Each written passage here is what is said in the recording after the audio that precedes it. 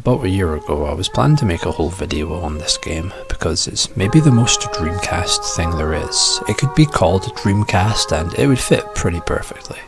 Nappletale, Arzia and Daydream also represents that kind of mad creative rush Sega console games had in their last few months alive. Small, tight-knit dev teams that were just making the games that they wanted to make pretty much. Agile productions, creative shortcuts, budget-blowing, art direction driven, this walled garden renaissance of just kind of making fun shit and squeezing whatever they could out of that fast-sinking ship. Chime, the dev team, was made up entirely of women from Sega who kind of just wanted to band together to make a genuinely good game for young girls who, you know, might not feel like there were many games aimed at them. I mean, I don't know about you, but have you seen some of the games made for young girls, man? Shit's crazy. No amounts of Barbie Crash Bandicoot is going to make up for all the low-hanging trash games that kids get stuck with so often. Shit's not good for developing brains, you know? But Nappletale is a lot more beyond just being some sort of high artsy children's game. It's orchestrated with such a clear passion, made with almost a sort of theatrical, nutcracker, subtle yet grandiose Midsummer Dream style and feel. It's all very elegant, seeped in nostalgic imagery. It probably appeals a lot more to depressed adults than to the actual audience of kids it was sort of half marketing for. It's got the atmosphere like the build-up to Christmas, you know, that bright, vivid excitement you'd feel all December when you were a kid, a small, stupid child. Every piece of music in the game is a treat, and it's also unique and really highly produced, but never feeling withheld at all, you know. It's soothing classical instruments and unexpectedly jazzy in places. It hits pretty much everything and carries so much delicate melancholy, it's kind of unreal. It feels really personal and very intimate, and so much playing around with instruments and tones, melodic ambience, and occasionally very goofy zones.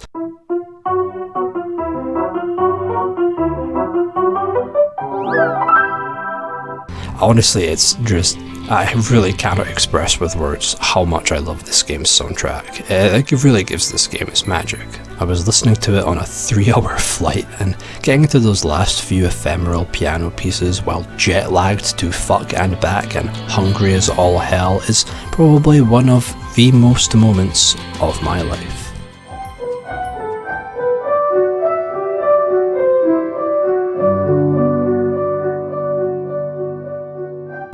But yeah, being a JP game and me a PAL Territories peasant, that whole 50Hz and 60Hz thing renders this game not recordable in my preferred method, so all this footage here is emulated. Besides, I don't really want to spoil too much about this game, and even if I did want to talk about everything in this game I love, and I would if I could, it would just take so damn long because, well, I pretty much love all of it. The game itself is an isometric platformer in a cozy RPG setting, with a side dish of collectathon by means of alchemy sim. There are these weird hot and cold searches for random points hidden on 3D models. It's very strangely addictive. The RPG part, gameplay-wise, really only comes out in like the village hub, the general vibe, you know, the NPCs and light item gathering and atelier crafting side quests. And all that goddamn text and story, it's maybe a bit too much for some people, but that's what makes it this one-of-a-kind, old, weird, otherworldly, 3D platformer experiment, half-sleepy, slow-relaxing RPG. It's super easy to get to grips with though, streamlined as hell and yet absolutely goddamn full of flavourable text and zany characters, and just full of all these really special little passing moments. The themes and general story beats as well hit unexpectedly hard in places, like the unstoppable passage of time and just straight up death get represented in such an honest and soft-spoken, serene way, this abstract fantasy. It's got that earthbound kind of feeling, in that it's so clearly about something, many things, deeply thoughtful things that would surely pass right over any kid's head, and it won't hit you that hard when you're there, but when you start thinking back on the game and all its many moments, it hits like a freight train, dude. So much of its ideas represented entirely in his music as well. It just adds to the fascinating art direction, and it's comforting in a way that I really can't describe. The levels all feel like they embody something too, and the seasons changing with each level, their visual variety, they all feel like they embody different memories from your youth. The set pieces and obstacles in these assault course style levels that are a very light but fun challenge, aiming equally into branching exploration as just sort of straightforward platforming. Bringing your strange little power-up creature assistants in to get to different new areas. The collectathon side that's entirely just there for the fun and completion, you know. You never need to worry about finding everything. It's a very relaxed game without being mundane at all. It's simple, honest charm and pure gorgeous ideas strung together with a slow, gentle fairy tale-like narrative and such sparing and pretty art, warm colours and very lovingly crafted details. It's the kind of game that when it's all over, you'll really kind of miss it. And if you're anything like me, you'll also just completely forget about its existence until you just sort of randomly catch it being streamed one night and you get its opening song stuck in your head for days. And yes, I know what I'm doing, alright. I'm a fully grown, adult, sweaty man talking about a game for children like it's the only fucking thing I have ever loved. But no, I mean, I'm joking. It's clearly not just a game for kids, right? This game, I don't know, it just captures something, man. Something that I can't put into words without going on for hours and hours. I want to keep comparing it to Earthbound, because it just really reminds me of the way I loved that game. Its striking abstract music, heavy, strange beauty, and not making a big deal out of anything that it's really doing. Yeah, I just think this game needs more attention. It's beyond just being underrated, I would say. It's practically completely unheard of. From the places I've been, at least, anyway. Any attention Nappletail gets, it more than deserves, and especially when such a damn good English patch exists, with a great sense of humour bringing over all the game's charm and the sass of the heroine. Arzia and Daydream means a lot to me, and probably a lot of people who've played it. And its whole subtitle thing kind of makes me think that there was maybe a series in mind when making this first game. So yeah, I kind of recommend this game, I guess. Probably higher recommendation than any other game I'll probably ever talk about, to be honest.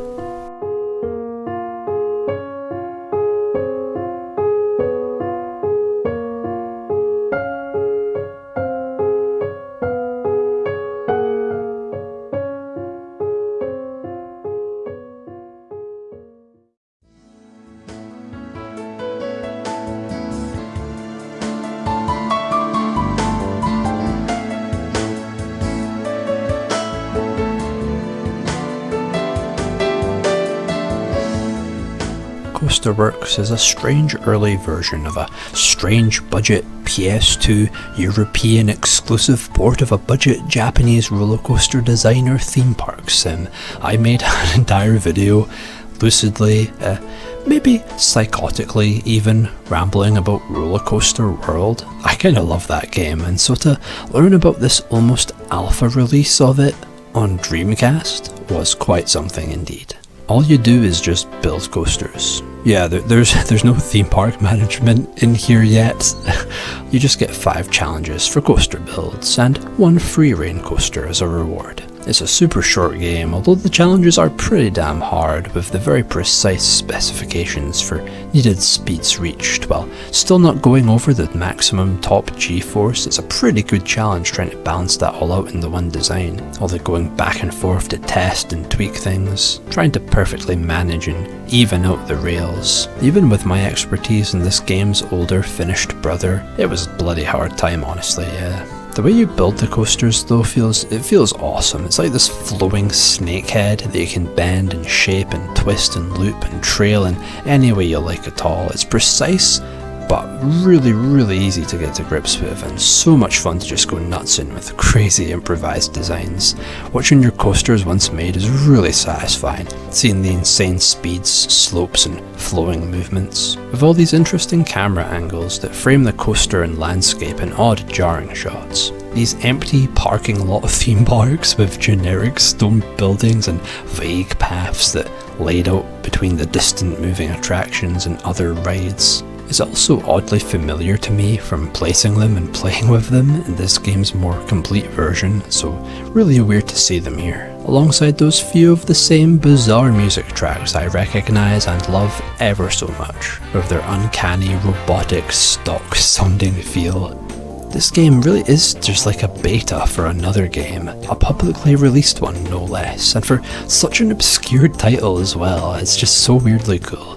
The atmosphere is liminal, uncanny, yet dull and blissful in those muted sky blues and foggy spaces looking towards the shaped hills and surrounding flat townscape. This dreary, dreamlike plane and all the game's bland UI screens, it's such a surreal little indie title.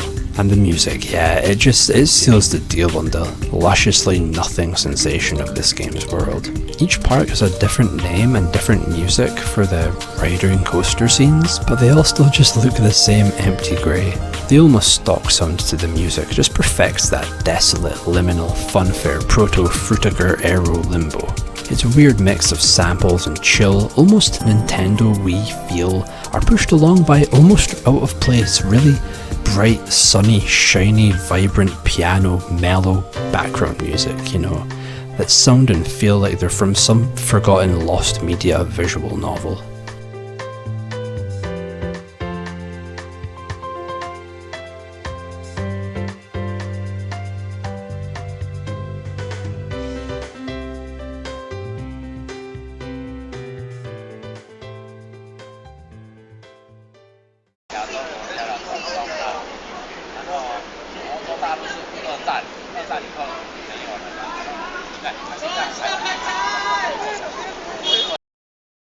Maken X's stylish first-person sword combat Shin Megami Tensei. Probably the most Megaten game Atlus has ever made that isn't just labelled as part of the series. I mean, this is basically SMT in everything, minus the usual gameplay, which I'd say isn't as a defining feature as the art and general themes and feel of the series. Also, no demons anywhere, not even a Jack Frost Easter egg, surprisingly. Also, for fans of that sweet PS2 era Megami Tensei, then this is an absolute treasure in being the very earliest incarnation of that distinctive visual and musical style that would define my favourite era of my favourite series. You can hear that nocturne sound from the haunting title screen to the vast open world skies of the map. Only here it all sounds rougher and rawer, much more spontaneous. Heavy, gritty industrial sludge and the big dumb grungy slugging guitar riffing meets anxiety-laden, pulsating drum and bass trance in a way that hits that aggressive ambient sound. Like it's all just this perfect echo of the dusty, depressive, vividly soulless environments you swerve and dart along through. It's nearing that Shadow the Hedgehog level of cathartic, edgy, dumbass bangers. The odd few lonely piano pieces break up that cold, possessed sound are both soothing and despairing, and Atlus Sound Team pulling that classic Sonic Team sound team move of having the greatest fucking music I will ever hear for an options screen that nobody would spend more than 10 seconds on. The underground feel carries into each level, all of their own unique features in layout and progression. From levels that are just straightforward corridors of sword clashing to back and forth light navigation mazes, some levels of platforming, the odd enemy-centric puzzle, and all the closed-off little arena rushes the game forces you through.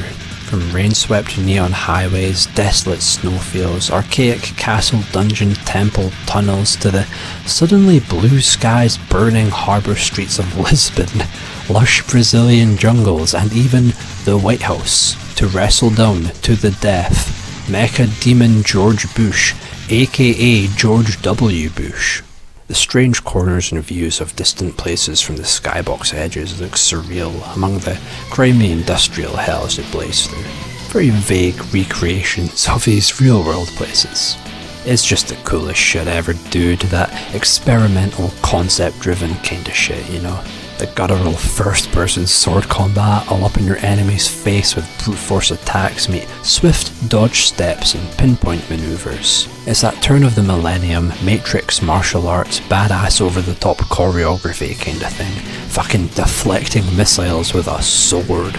Yet contrastingly it's slow in a survival horror sort of way. That tense camera battling, picturing where the enemies will have moved or where health power-ups are in these tight enclosed spaces. You don't just feel like a badass, but are forced to think and move and play like a ninja. Somersaulting over enemy heads is so fucking cool and easy to pull off, yet the disorientation with the first person static, always facing forward camera, creates this amazing physical trade-off for such an always useful move. The very dodge roll feeling evasion steps are just as badass to pull off in this flurried sequence of in and out dancing delicate slashes at opponents. And to block, you just push down on the stick, walk away when attacked, fighting game style, making the balance of timing your defences and offences this godly, fluid, instinctive, effortless thing. Yet it's just clunky and awkward enough to that perfectly tense, wrestle down the jank kind of thrill that comes from that fascinating, alternative world of action games made by teams who predominantly made turn-based RPGs.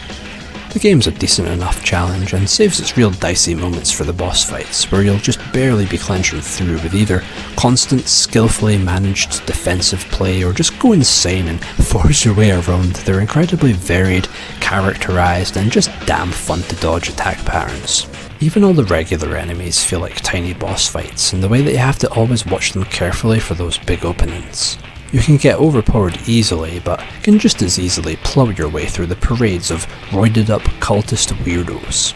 Without unboxing that ever so big themed world order arranging, ever present death ass classic SMT storyline, I love the moments where you meet the other characters in these fascinating little back-end rooms, moments in time, before ceremoniously taking over their body and soul, so they too can join you and your merry band of world-touring political assassination homies.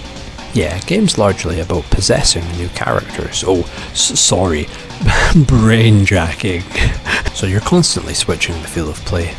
The Blade Masters you leave lying around like breadcrumbs, who control the same just with slight variation on movement speed and attack ranges, with the main thing being their unique special moves. These choices in who to visit and how to respond to them affects the game's story and sometimes where you can go next. There's whole levels, rooms and alternative areas that you'll just totally miss if you're not trying to see everything. The dialogue is very SMT with its mysterious, otherworldly ramblings and slow-burning apocalyptic tone. I love the scenes between big events where Kay, the first girl possessed, and just sort of like the spiritual vessel for all the other possessed souls, including you, the player. She just kind of talks with you about what she feels, what's happening to the world around them, and the many obsessive freaks that we come across on our path to enlightenment, or the new world, or whatever the fuck it was we're doing again. She's like a sort of angel on your shoulder, and how you respond to her sways the plot as well. But the variation in the story routes isn't really too much different. It's more for flavour. You still sort of hit all the same beats. It's more just about the general feel and how characters react to you, and how that all builds up in little pieces to change the end result. You can oppose the Blade Masters, so there's a clear evil route here as well that I actually didn't realise you could even do it this way until recording this, to be honest. Also, goddamn, that final area, dude. It's probably one of the most mind-fucking places I think I've ever seen in a video game. It's awesome. And yes, the janky English dub with all those Sonic Adventure voice actors is pure gold. The funeral industry will make a killing.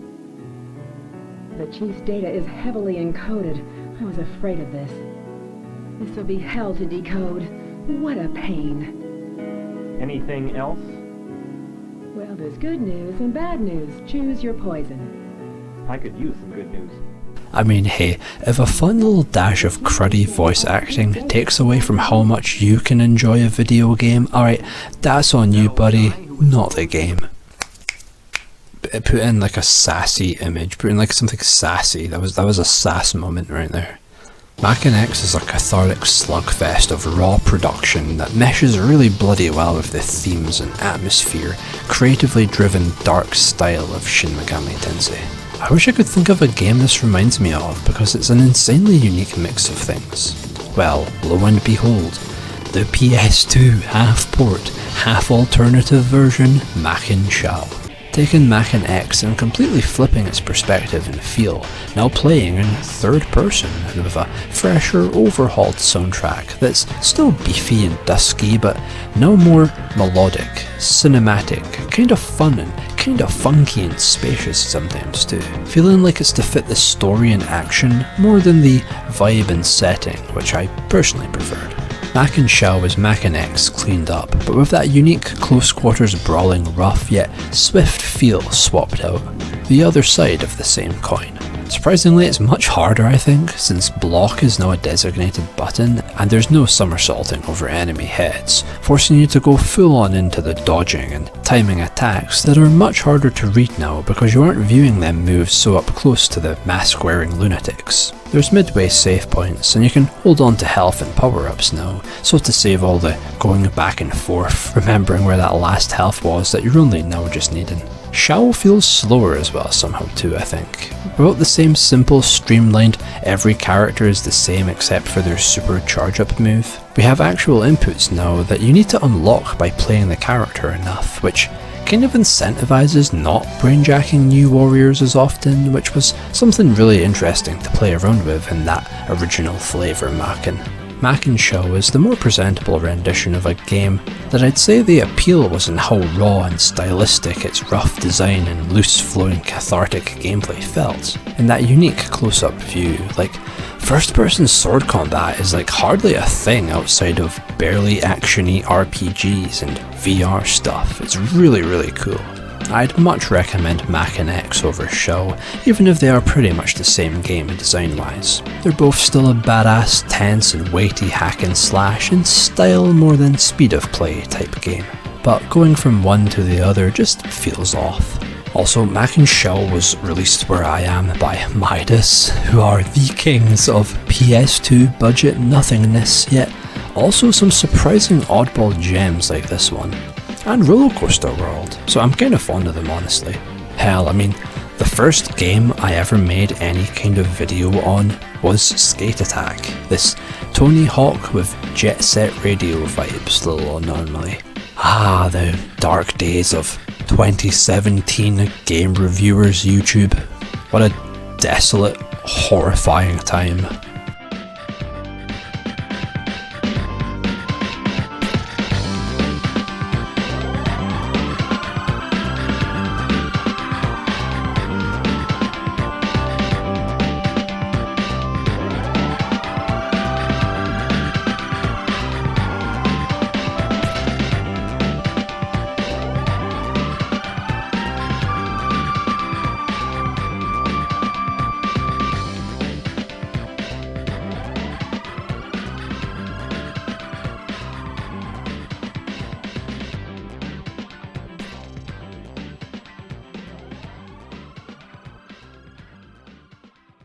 DeSPIRIA is the other Atlas game on Dreamcast. It's about androids, either playing as one or playing against them, I think. I don't know, I just love its colourful neon clusterfuck, hyper-sporadic days of an opening video. It's a text-heavy point-and-click, move screens and get things for puzzle solving and talking to many strange and hideous synthetic peoples that gaze deep into a part of my soul I'd rather not remember. And yeah, without being able to read Japanese, there's not really much to prize out from this game's murky, hollow tone. It feels invasive, like some kind of bad trip. It's alarming and how unsettlingly dull it all is. The music's painfully drawn out bassy sounds and riffs that just linger uninvited. This grating ambience and straining environmental noise. It's strangely relaxing in places, with that pre-rendered background glowing lights and cold metallic rooms. I'm sure it'd be a real memorable experience to trudge through if you could understand what this game's saying. I can only parse like really small amounts of Japanese, enough for like navigating menus and shit, but nowhere near anything of a story. A translation exists in the form of some YouTube videos, I believe, but nothing playable yet. And now interestingly, this game has battles too, a battle system, so it's part point-and-click mystery, part classic Atlas turn-based RPG, which is an awesome mix. I never got far enough to see the battles though, but just sampling a game with such a powerfully desolate atmosphere is more than enough for me. It feels like an underpass, or some disgusting ancient public bathroom with raised wooden toilet seats that you just know people smoke crack in here. This grotty nightclub brick shithouse, distant rave music, graffiti covered, deteriorating abandoned corner of the city.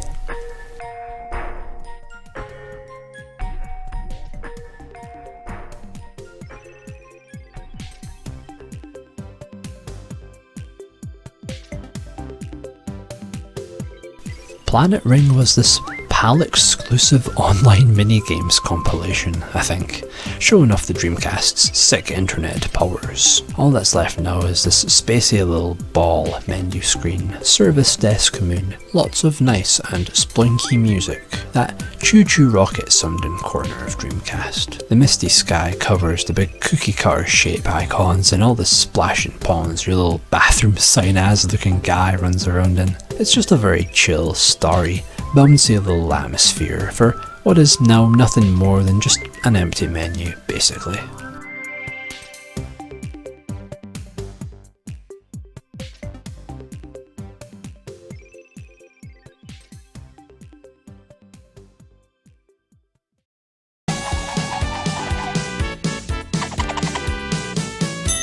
Hey kids, there's nothing cooler than enjoying the games you like that aren't praised by journalists who never play games and 2010's reviewers who only made videos so they could say the word fuck. But remember, if someone can't accept that Sonic has always done everything better than Mario, that's no good. You gotta make a tedious 6-hour video analysing your opinion and how smart it sounds when compared to your video's title and thumbnail of just cover art. Look, I'm allowed to say these things, alright? I was once an angry, shitty game reviewer too, spending time making things that I didn't really want to, before I started thinking myself that it's just more enjoyable and more worthwhile to just share and appreciate things than to try and talk about any art or creative thing like it isn't entirely subjective, even in regards to how you should talk about it, or even whether art should be separated from its artist or not, and their intentions of what their art should be valued for.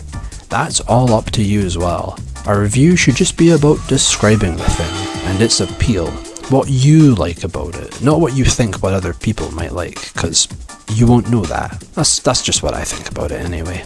But I mean, just like the things however you want to, care less about what other people think and more about what you think. Because thinking is good and healthy and it can be kinda fun sometimes. Sonic Shuffle. See, it's Mario Party, but the funny bit is that it's actually Sonic, and that is really quite funny. I mean, yeah, it's also partly by Hudson Soft to a small degree, after being asked to help Sega make Mario Party, but with Sonky. So yeah, I guess no shit that's what this is, but it's more like an alternative take on Mario Party, experimenting with that formula.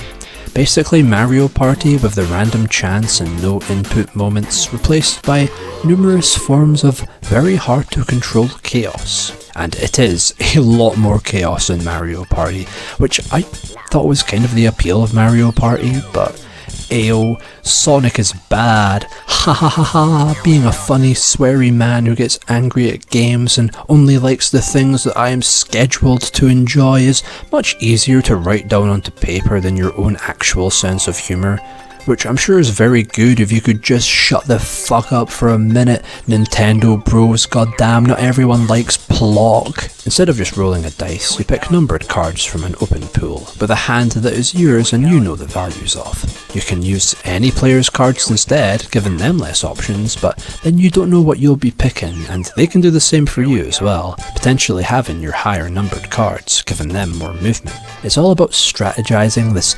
half-educated guessing game of risk and reward, a race towards that prize space, trying to balance the numbers you could use on movement with the numbers you'll actually need to keep to win the battles. That's how you get the game's key item that whoever has the most of wins, the precious stones. Haha, precious stones. That sounds so dumb. What were they thinking?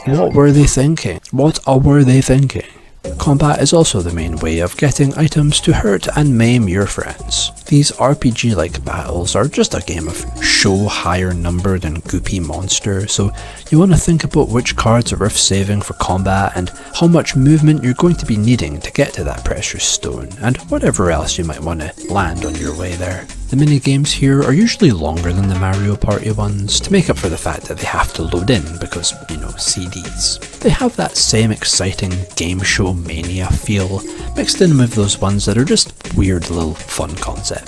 Some of me favourites are Bomb Tossing, Balls on Escalators, and Sonic Underground 2. I find them just as much a blast as Mario Party's minigames, and they're both a bit simpler and more understandable at times, and also a bit more elaborate and complex too. Dare I even say, more video game-like? Regardless, just seeing Sonic taking this much enjoyment in the suffering and pain of his friends is pretty great. Oh boy, the suffering and pain of my friends. Some people say the minigames don't appear often enough on their own, but I found they were more than plentiful for my goldfish attention span. Plus, not having as many of them showing up without someone deliberately landing on an event space to trigger the minigames happening makes it feel a lot more balanced with the core board game, I think, which has already enough mechanics and things to play that more frequent minigames would probably make it hard to focus on said board game main, which again has much more game, I find, than Mario Party games, board games ever gamed.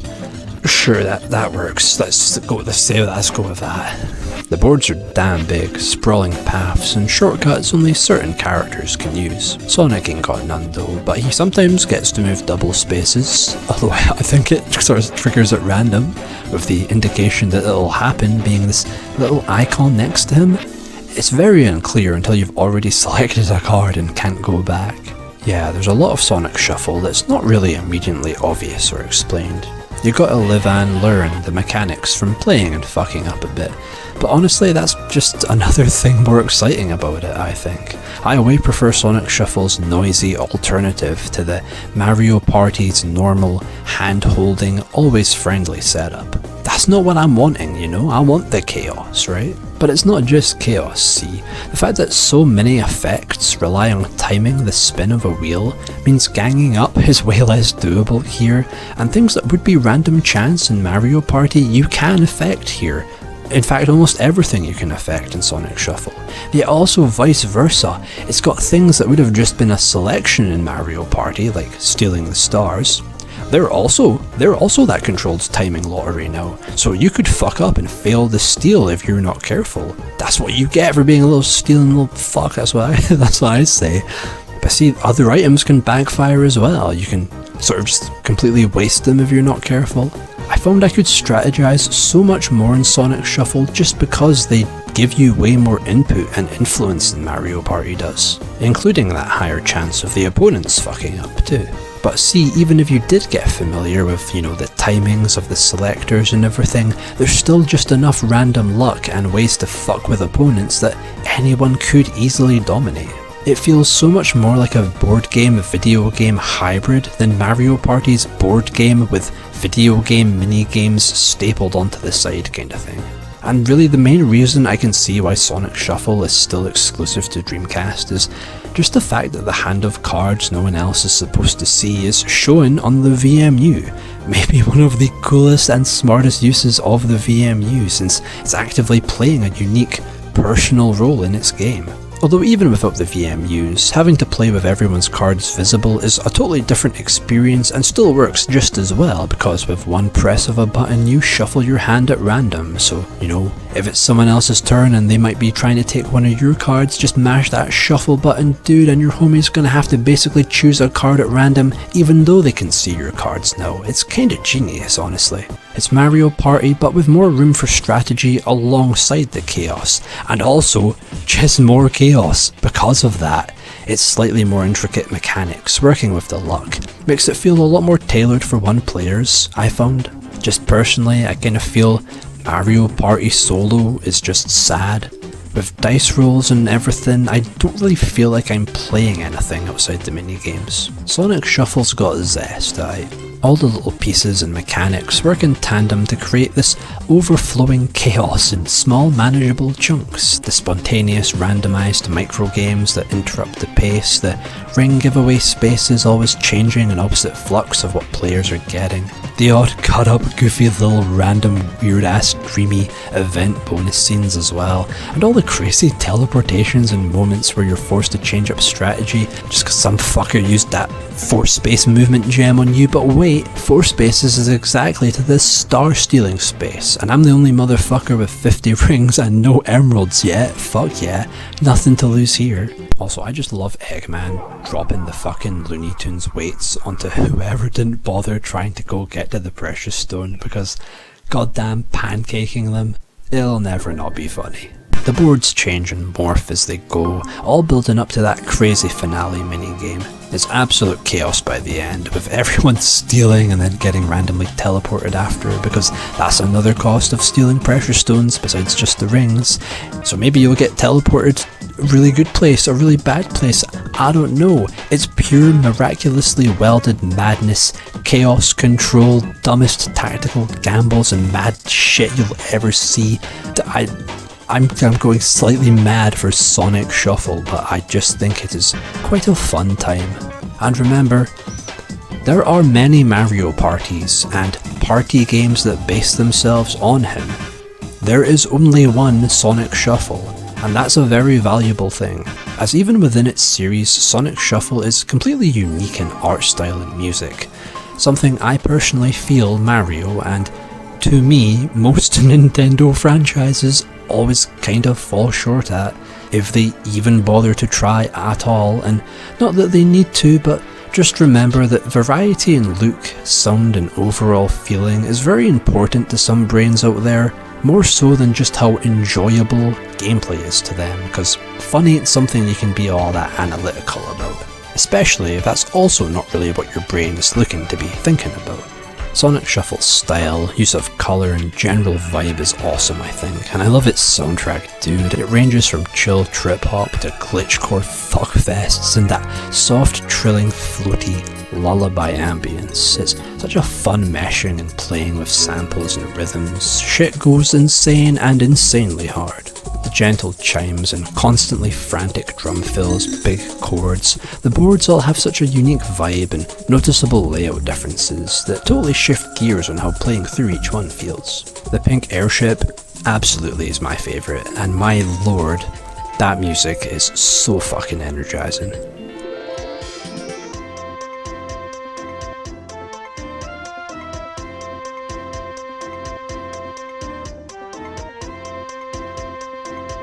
The bright jet set radio-ass, cel-shaded saturated look gels so well with the colourful sounds, these jumbled fractured dreamscapes that seem to collide sometimes 3 locations into one. This deranged collage of northern lights and stars in space, and all those shapes and bumsy textures are eye candy. Plus, ayo, hell yeah, Sonic Adventure Dreamcast models, my beloved. I love these absolute lads. Sure, not having all the mini-games available to play right away is a blow to some people, and I get that, but I don't see the argument. I've always just thought the main board game, core game would always be what you'd want to mainly play anyway. The main story, and yes, there is a story, and yes, it is very good, very well written, cinematic, yes, just pretty shit happening is still a fine driving point, because story is just words happening interestingly together as well. But imaginary world, imaginary world, oh, that sounds so dumb. What were they thinking? Yeah, with leftover rings, you get to spend them in the shop, and by shop I mean a bunch of random screenshots being pawned off to you. But yeah, I love Sonic Shuffle. I'd way rather play it than Mario Party, because I'm probably always going to be playing solo anyway, and just for that sweet, sweet chaos. Chaos that everyone can influence, building up until there's nothing left but pure anger and hatred for Amy Rose. And yeah, it's kinda complex and frustrating, but I mean, Mario Party can be frustrating too, right? And isn't that kinda sort of the charm and the point? To me, at least. I mean, I too was saying fuck this game on occasion when I started playing Sonic Shuffle, but after getting to grips with that shit, it's really not that annoying or hard or slow. It's just in some serious need of a proper explanation, alright? I was not enjoying Sonic Shuffle at first, but my god, this motherfucker becomes so much bloody fun, I think. And I just wish it was seen more as the evenly matched but just differently flavoured alternative to Mario Party that I believe it is. Yeah, I think Sonic Shuffle's a blast. Way more engaging to me than Mario Party. I'd rather play it any day for that chaotic gambling strategy, mindfuck, power move stacking. And also, I'd rather just play it because Sonic is cooler. Get fucked, Nintendo. You'll never have ADD bangers. So, in conclusion, well, at least it's not Crash Bandicoot. Again.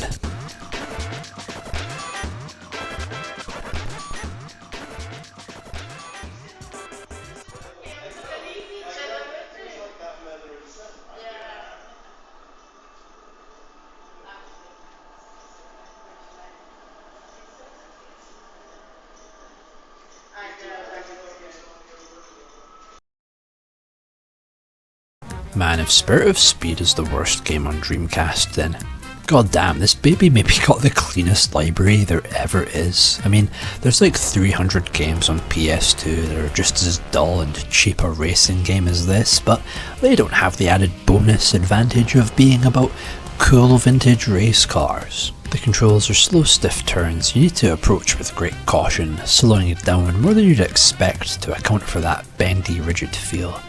But in fairness, that's probably pretty on point, right? I mean, these cars were kind of designed like metal death traps made to go fast and disregard driver safety.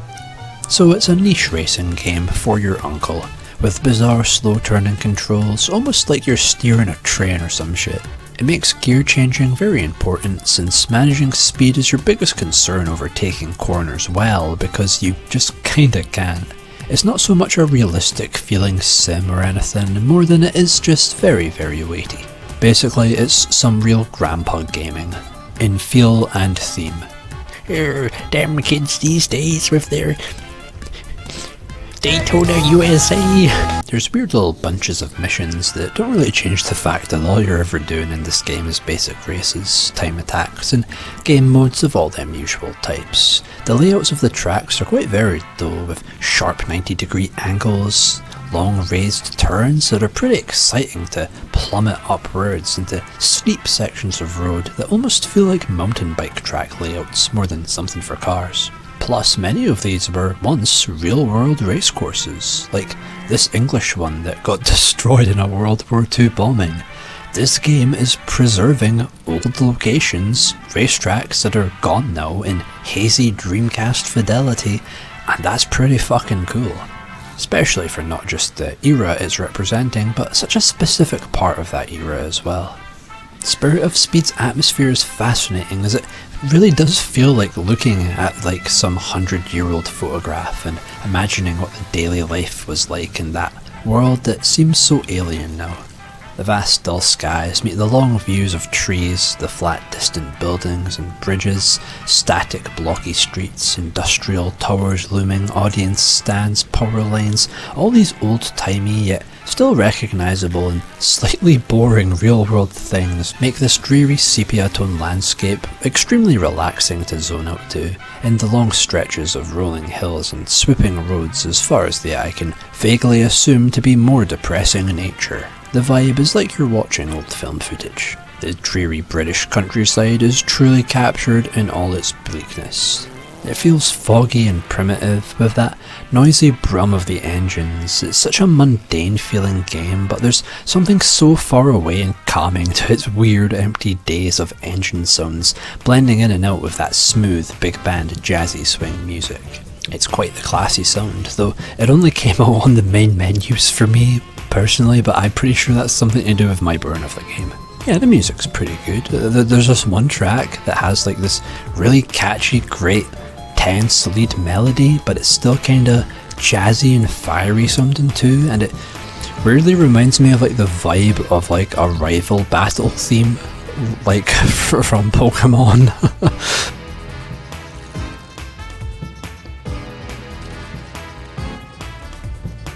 I mean, this ain't an amazing game, it's a bit boring, yeah, but that slower vintage car feel is very interesting, and trying to capture 1930s racetracks in old Dreamcast graphics, that is such a thing.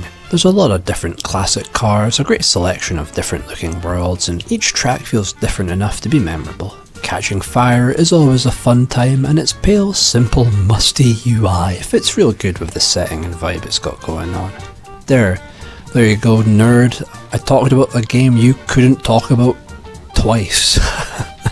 But I'm just curious, like, who was this game really made for, right? Why did they use the LJN brand?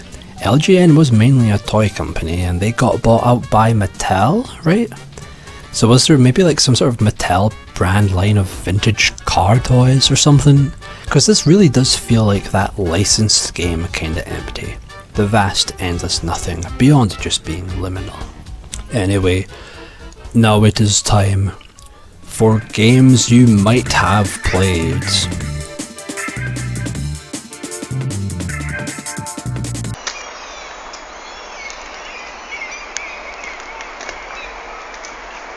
I mean, yes, Soul Calibur slaps. Soul Calibur makes brain go burr.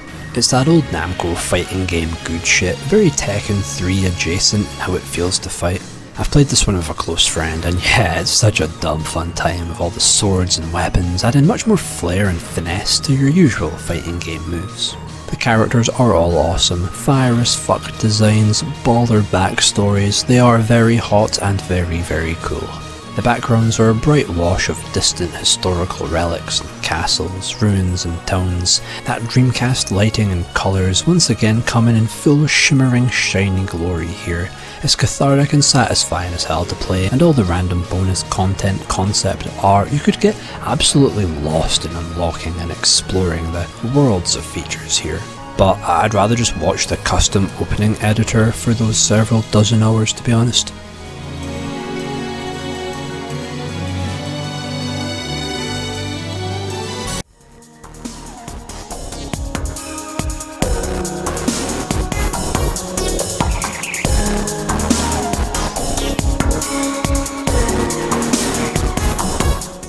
I've had N64 wet tracks for years. It's one of those games you get cheap and then you only play it once, you know.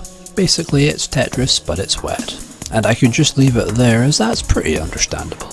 You've got this sheet that blocks drop onto, blocks that raise the ground up, and you've got to raise the ground enough to create bowls to hold the water blocks that eventually start to drop.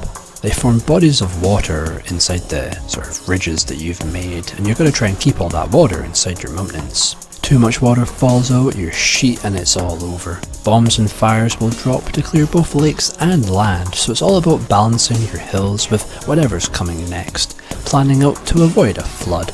Noah's Ark 2 type shit, I may suggest. The light patterned coloured backgrounds dissolve with the relaxing smooth rush of falling blocks and particle effects and the shimmering ripple of the ponds you build up. There's some different game modes, but the core droplets of world forming remain. The music is watery, but not in ambient pads, but in drip drops of the drum fills and tappety sounds, bass riffs drown out into light synths and soft, almost transparent melodies blend amazingly. Shit feels like the sound embodiment of watching a river. It's fucking cool. Yeah, it's a fun little game. Not really puzzle like a Tetris type thing, it's more like a slow constructive action, kinda feels like a god sim when you're raising up all the land and pools in this transitionary water void. It's very chill.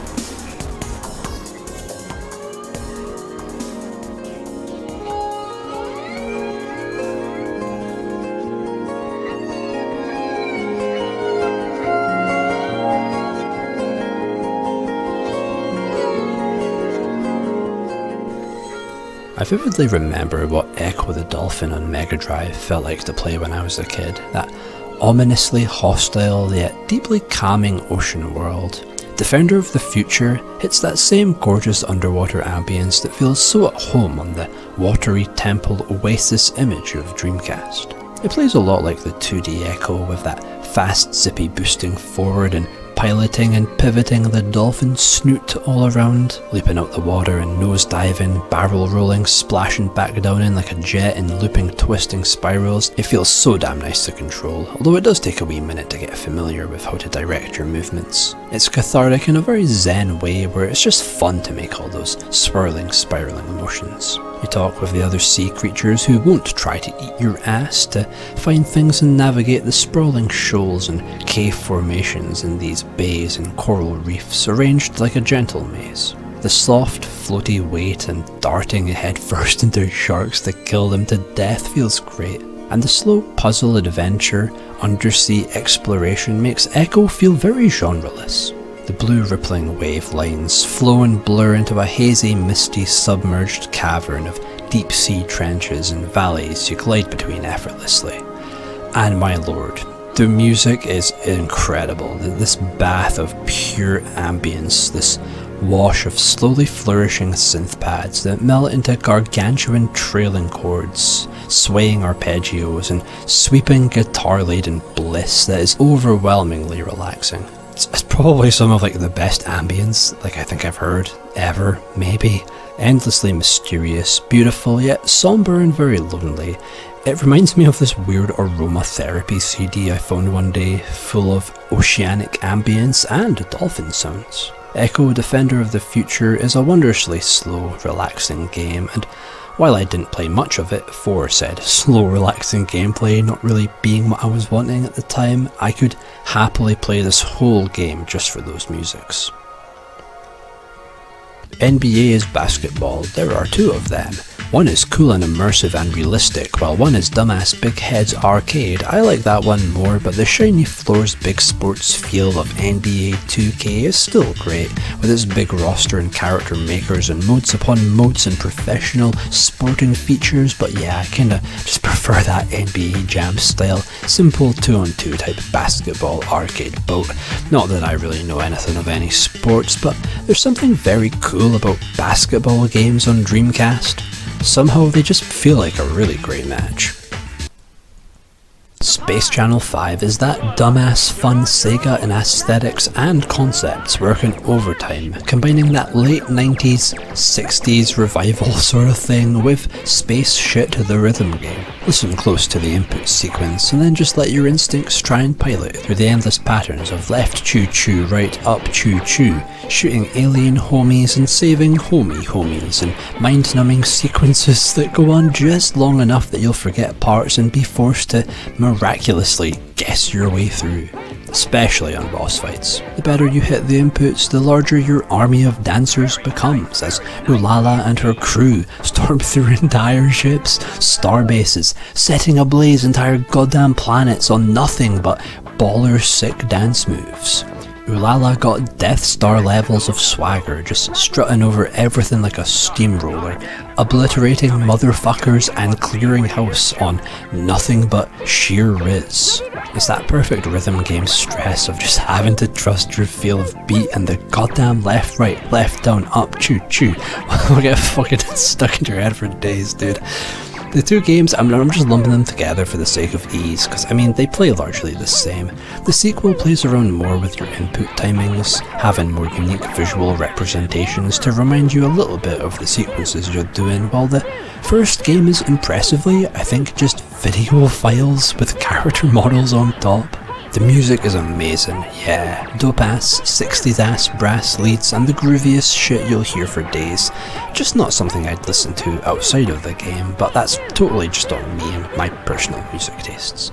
Every single character also gets a fun biography entry because fashion like this cannot go unlowered. Yeah, it's a crazy zany rhythm game, and the Japan-only sequel is just that extra little bit better.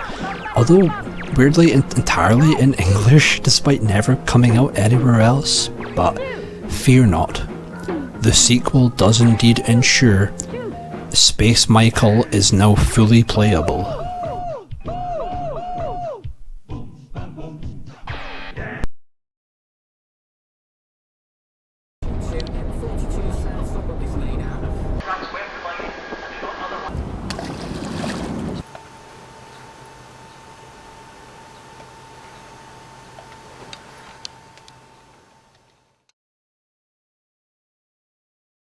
Armada is a sort of twin-stick top-down space shooter strategy adventure. It's got that really cool Dreamcast indie feel to it. You got a big space map connecting space planets where you go for items and missions. Doing all kinds of astral type shit, I guess I would suggest that. It's about exploration and building up funds through warrings to get better weapons to fight further into unknown territory. The swift drifty feel of the ship's thrusters pushing it forward feels silky smooth and lightning fast with the sharp precise turning. The shooting is blasty and the crossfires, lines of light, explosions and effects can get absolutely insane, dude. It's all about that careful movement and knowing when to use your big bombs to clear masses of fleets of hostile astro bastards. There's definitely an RPG feel to the game as well. Like it's some kind of top-down adventure shmup type deal. A huge universe with shops and NPCs to advise you, and not really a distinctive story per se. You're making the story and where you go and what you do. It's satisfying to shoot things and has almost a classic Star Wars kind of vibe at times, with its music and all the crazy red lines and laser gunfire crossing over. It's a solid game, nothing that immediately captivated me personally, but the space dogfights look and feel spectacular, and goddamn does blowing up this much shit feel awesome. It's sparse in places, in that PC game sci-fi kind of way, but it seems like you'd get really into it given the right mood, or perhaps with a second player. I think this game actually supports up to like 4 players co-op. If I'm right, which would be insanely cool to have like this kind of rival space empire building challenge. Yeah, Armada's an impressive little game. That twin stick shooter feel to its movement and gunfighting is really awesome and very unique, and it's almost arcade shmup adventure game RPG hybrid. It's just a really cool little back end title.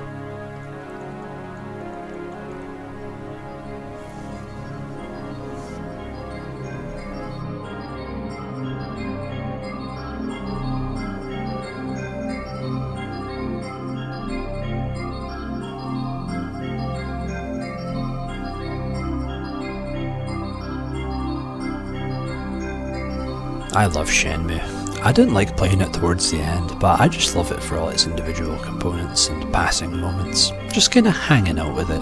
I think Shenmue's only real main problem is just how it all sort of comes together in the pacing, the having to search for vague clues and people that you're never really all that sure of. But apart from finding it hard to focus on the main objectives, the world of Shenmue is just captivating. In fact, it feels like the world is the game itself. Just exploring these alien yet so familiar looking places, it's almost cozy or dreamlike with that mix of realism and detail along the slightly uncanny look of it all. Groundhog Day flow it's got. The random distractions, arcade games, capsule machines, NPCs to talk about absolutely nothing with and things to look at, because why not? I want to know what the fuck in your sock drawers, motherfucker, and you ain't stopping me. Hey mister, let's play baseball.